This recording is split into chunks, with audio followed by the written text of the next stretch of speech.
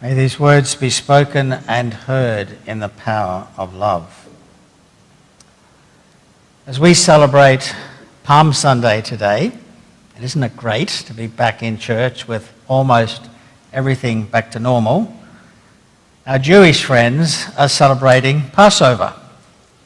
To our Jewish neighbours here in Grafton, to our Jewish citizens around the nation, and to all Jews everywhere, whether in Palestine or in the diaspora, we say Chag Pesach Samak, Happy Passover Festival, and we wish them Zizen Pesach, Sweet Passover.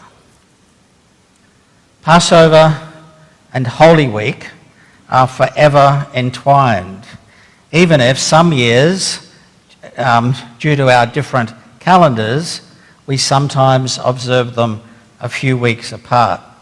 Indeed, for our Greek Orthodox friends, Palm Sunday is still 5 weeks off because of different calendars.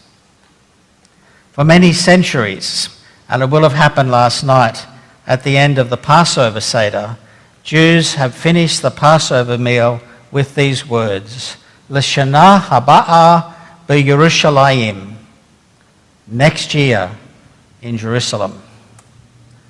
Jerusalem draws people of faith, not just Jews, but also Christians and Muslims. We want to be there. Some of us were there 18 months ago, not quite. Certainly, I want to be there again just as soon as we're allowed to fly. And except for the flying part, that was true in ancient times as well. At Passover time, the population of Jerusalem, which was usually around 20,000 people, slightly bigger than Grafton. Some people think it was up to 100,000, but the archaeological records would suggest about 20,000 people living there. But at Passover time, there were 2 million people in a town which would normally have 20,000 people. Okay? The cash registers were jingling, but the streets and the accommodations were overflowing.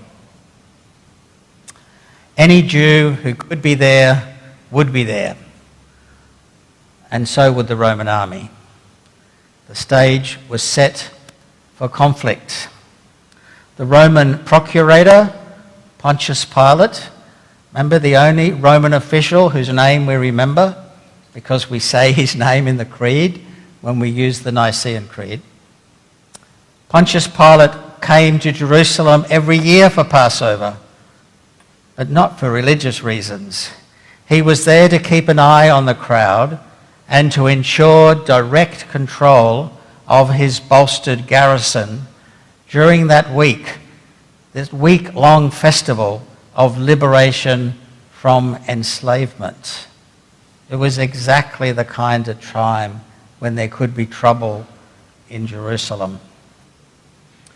This week, Holy Week, together with our Jewish friends, we celebrate the crazy idea that the compassionate power at the very heart of the universe is on the side of the powerless and is opposed to every form of empire. This week drips with intense religious meaning, but also with powerful politics. Every empire, no matter its religion or its race, is held to account by the sacred truths Jews and Christians affirm this week. We have a choice in the way we understand our religion, whatever our faith happens to be.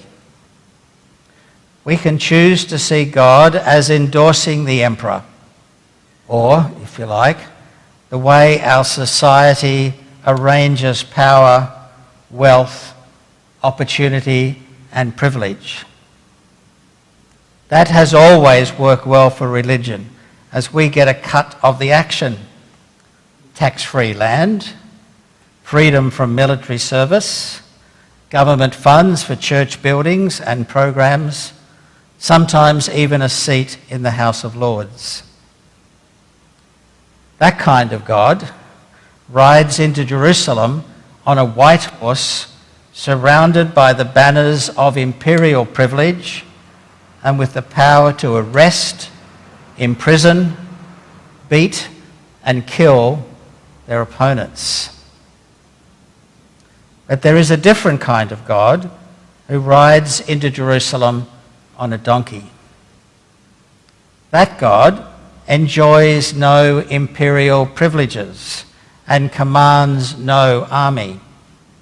His kingdom is not of this world, or perhaps more correctly, his kingdom in this world reflects the way that the divine will is done in heaven as much as on earth. Far from getting access to government funds or a place at the table when big decisions are being made, this donkey-riding God is murdered by the people who enjoy imperial privileges. The God who rides on the white horse thinks he has defeated the God who rides a donkey. But it is not so. The slaves are set free from Egypt. The crucified one is raised to life and exalted to God's right hand in glory. That disruptive truth is central to the Passover story as well as to Holy Week.